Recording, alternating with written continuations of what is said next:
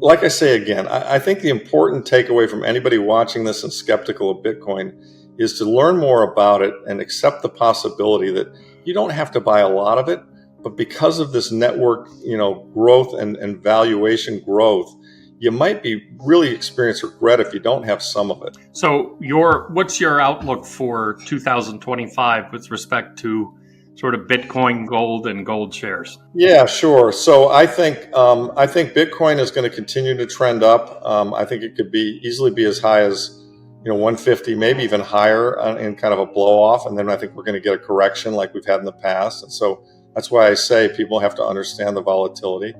I expect gold to go easily touch 3,000. Hell, we're almost there. Maybe 3,500 or 4,000.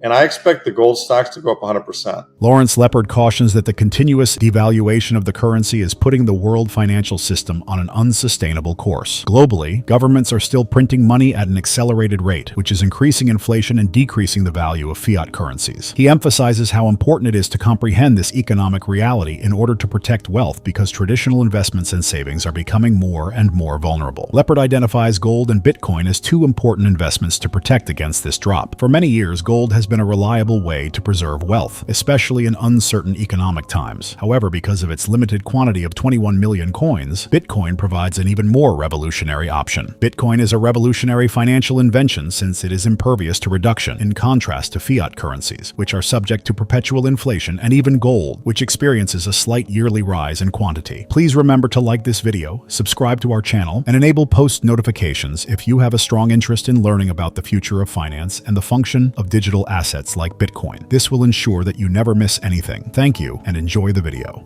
I think they both have a lot of merit. They're different. They have different risks and opportunities in each one. But yes, I think the idea was I want to get the common man to understand, or a woman to understand, that we are in a fiscal mess, that's going to impact their lives in terms of inflation and the stock market, which is very overvalued in the future. And that if they don't have some allocation to gold and or Bitcoin, they're likely to I think experience regret in the next 10 or 15 years. And so yes, I'm arguing for those two things. Now, obviously, as you know, I've gone full crazy orange pill, and I think Bitcoin is a more asymmetric bet than gold, and therefore I own more Bitcoin than I own gold. I didn't start out that way though. By the way, what's happened is Bitcoin's gone up a lot.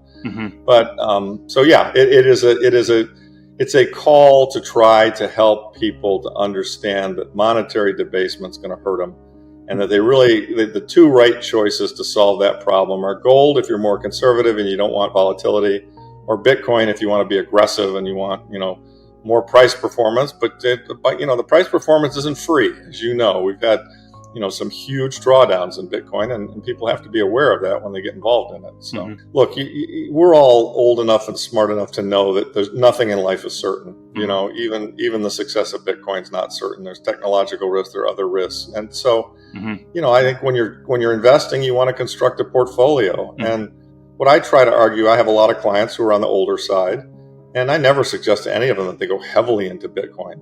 But I do suggest very strongly that they don't have zero Bitcoin because the upside optionality, the asymmetry, and that's basically, look, why do you and I invest in gold miners? Because we know that they have an asset which, generally speaking, the prices and the valuations are so low compared to the underlying value of the asset that if they're able to pull that asset out of the ground on some kind of reasonable terms, they're going to generate cash flows that are multiples of what we're paying, even total market cap right now. And so that's that asymmetry, in a gold bull market, and a gold miner bull market, gold stocks go up 10, 20, 50, 100x.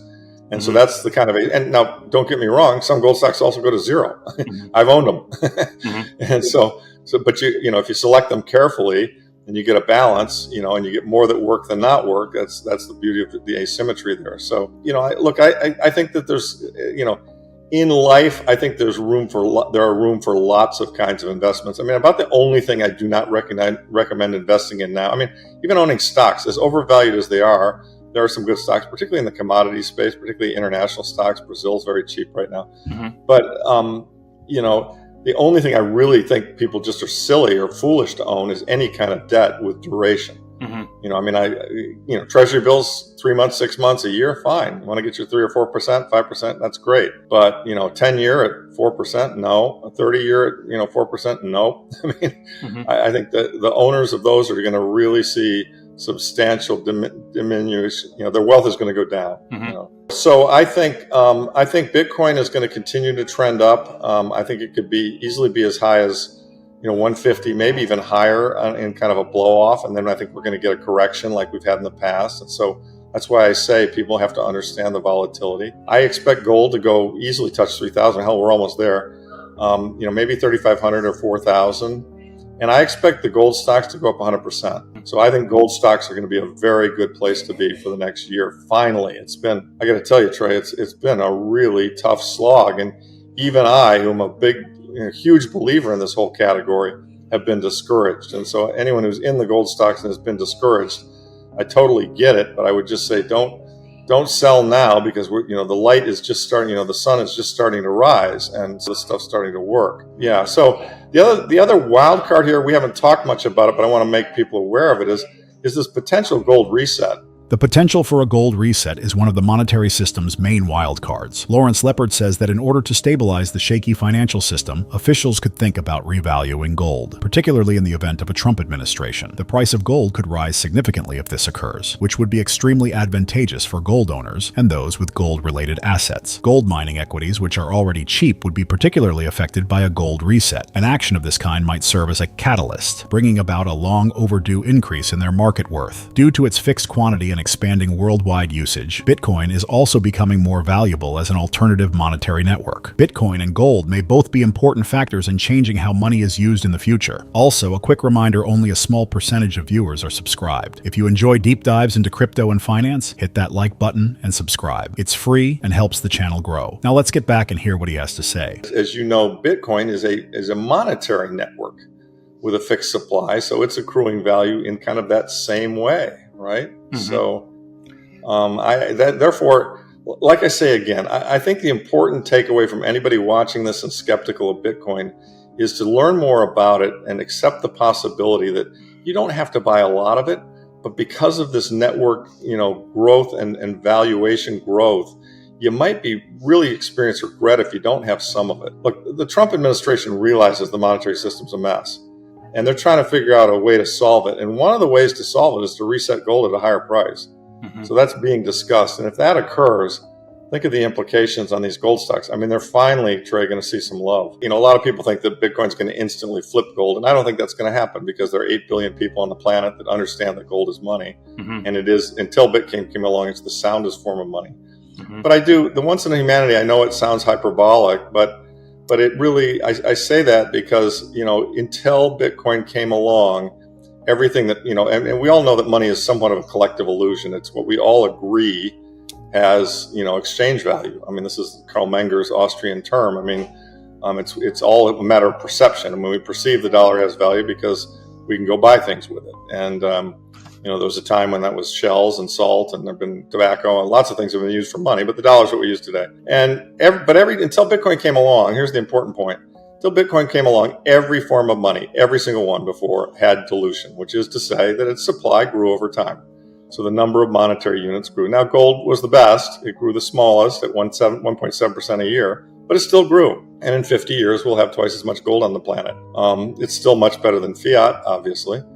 So here comes Bitcoin, and a lot of people say a deflationary currency can't work. We can talk about that, but here comes Bitcoin with a scheduled fixed supply of 21 million. That's it. And so that's different. That's really different. And I don't think hyperbolically, I kind of compare it to there was an era pre-air flight, and then there was air flight, or there was an era pre the telegraph, and then there was the telegraph, or it's an invention. It's a type of money without any dilution. And that I submit that's an invention it's a meaningful invention, because we've had thousands of years of monetary dilution in history, and now we don't have it in this new form of money. So that's why I make the statement. I know it, to some people, I know it's hard to get your arms around it, and it sounds extreme, but it's factual. I mean, it's a form of money based on math. I actually think that in the next 6 months, my gold stock fund is going to vastly outperform Bitcoin. I mean, because it's just so damn cheap right now. And, the reason, as you and I have discussed this in the past, the reason why the gold stocks are so beaten up, it was simple. You go to Bloomberg and you look at the projections that, the consensus projections for the price of gold. And as you know, gold broke out of 2070 in kind of March of last year, and it squirted up to 2,500, 2,600. But the consensus was that was an anomaly and it was going to come back down. Mm-hmm. And as you also know, the average the all-in sustaining cost of pulling it out of the ground has gone up with inflation, of course. And so people were thinking, well, yeah, you're getting bigger margins now, but they won't last. Mm-hmm. And that's why the stocks didn't move. And I think that what's going to happen is there's going to be a reawakening and people are going to realize, oh, you know what? This 2,600 is not going down to 2070. Mm-hmm. We're actually going to 29, and then we're going to 32, and then we're going to 36. And yeah, the ASICs are going up, but boy, right now, as I'm sure you're aware, I've got companies in my portfolio that they're printing 50 and 60% gross profit margins. On the price of the gold they sell versus the cost of taking an ounce out of the ground. Now they got to pay for the capex and capital costs, but that's a huge margin. There's almost no other industry that makes that much money on a per unit basis. It's critical to emphasize the scope and importance of Lawrence Lepard's viewpoint on gold and Bitcoin. Lepard presents Bitcoin as a revolutionary monetary invention, the first in human history with a stable, non-dilutive supply, rather than merely another digital asset. This distinguishes it from all previous forms of currency, such as gold, which nevertheless undergoes slow inflation due to mining despite its stability. He suggests that Bitcoin marks a similarly revolutionary shift in how we view and utilize money, drawing comparisons between its introduction and pivotal events in human history, such as the development of the telegraph or air flight. Lepard is nevertheless realistic, though, and admits that gold is still essential to the modern financial system. 8 billion people recognize gold as money, so it won't be completely replaced by Bitcoin overnight. He even suggests that because of the industry's robust profit margins and growing gold prices, gold stocks, which are now undervalued, may outperform Bitcoin in the near future. Lepard concludes by discussing the tenacity of Bitcoin and pointing out that early governments had the chance to destroy it but chose not to take serious action. Now, Bitcoin is almost unstoppable due to its enormous network effect and processing power. Viewers are left with two takeaways from this conclusion. Although Bitcoin signifies a significant change in the way that money is thought of, gold continues to give quick investment opportunities, and the conflict between these two sound money systems is far from over. Remember to like this video, subscribe to the channel, and enable notifications if you thought his viewpoint was helpful so you don't miss any updates. We'd love to know what you think about the future of cryptocurrency markets, so please share your ideas in the comments section. We appreciate your time and hope to see you in the next video.